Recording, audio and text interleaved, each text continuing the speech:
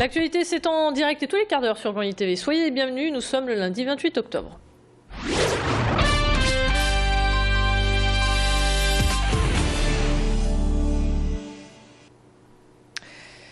Fin de la vigilance orange émise par Météo France. Dans notre région, le vent a soufflé et a fait quelques dégâts avec des rafales allant jusqu'à 145 km/h, vitesse enregistrée sur nos côtes.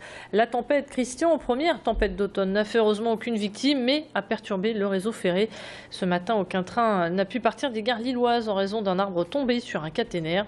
La preuve également en images avec ces photos que nous a envoyées un téléspectateur. Le trafic ferroviaire a repris peu après 11 h ce matin. Et en attendant, les usagers ont dû prendre leur mal en patience. Vous voyez ces réactions recueillies par Macha Grunessen. Qui ont été cassés sur la voie. Donc on a été arrêté à Aulnoy et on s'est encore arrêté à Valenciennes. Et on a repris après. Vous avez attendu combien de temps en tout 55 minutes. 45 minutes. Un peu la galère, disons qu'on a dû attendre qu'il y ait un train qui vienne. Information pas top au niveau de la gare, mais bon, patience, on a que ça à faire. Les vents violents ont aussi endommagé le réseau électrique puisque 1000 foyers sont encore sans électricité dans le nord. Visite ministérielle sur la métropole lilloise. Fleur Pellerin, ministre déléguée chargée des petites et moyennes entreprises, de l'innovation, mais aussi de l'économie numérique, est venue rencontrer Martine Aubry.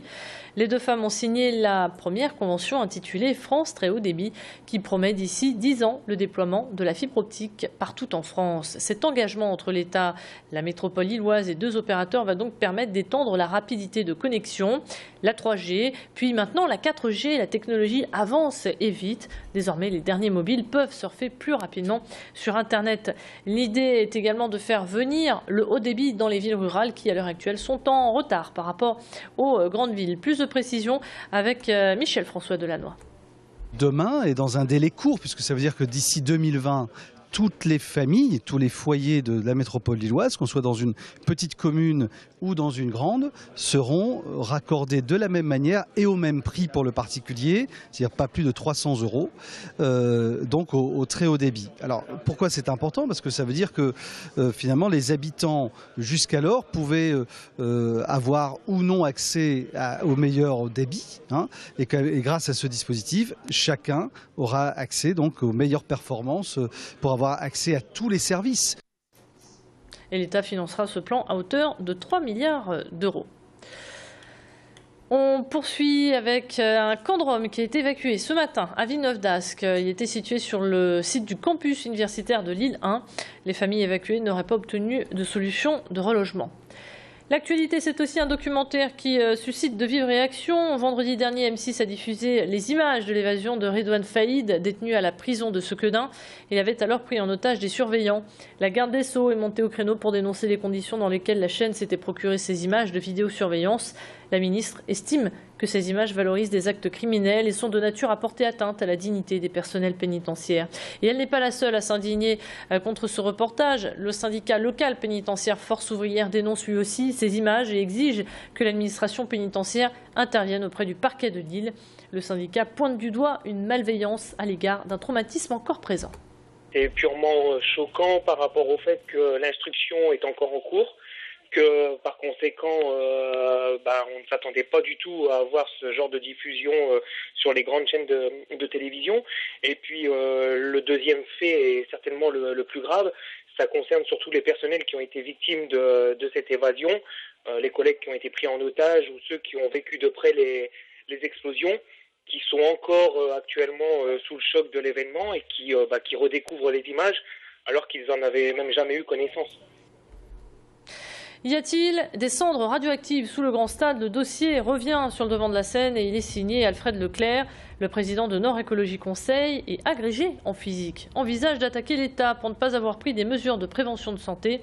Des déchets industriels ont été déversés sous le Grand Stade pour combler des catiches. Ils sont composés de charbon mais aussi d'éléments radioactifs. Selon lui, en cas de forte pluie, les nappes phréatiques pourraient être touchées et avec elles l'eau potable. Pour Alfred Leclerc, un scandale sanitaire est à deux doigts d'imploser. On l'écoute au micro de Macha Grunessen. Si on regarde les textes de loi, le juge pourrait aller jusqu'à demander que le sol soit remis dans son état initial, c'est-à-dire d'aller enlever tous ces produits polluants. les fondations étant faites, on pourrait très bien enlever ces cendres, puisque le stade a été mis sur des piliers qui descendent très profondément jusque dans la nappe phréatique. Et comme chaque lundi, on termine cette édition avec du sport et les résultats du week-end. Le rédacteur en chef de Sprint était sur notre plateau pour nous en parler. Et il y avait bien sûr du foot avec une belle victoire du LOSC face à Nantes.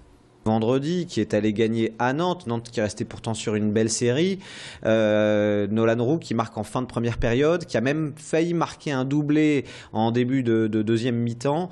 Décidément, le système de jeu René Girard fonctionne bien à l'image des 20 premières minutes où la triplette Gay, Balmont, Mavouba a vraiment posé beaucoup de difficultés aux Canaries et encore un bon résultat. Le LOSC a même été temporairement deuxième puisque en attendant le match de Monaco qui a également gagné face à l'OL. Au passage, ça va pas bien du tout pour l'Olympique Lyonnais. Mais le LOSC toujours bien accroché à sa place sur le podium. Ça se passe bien, beaucoup mieux en tout cas que pour Valenciennes. Fin de ce flash, à suivre votre météo.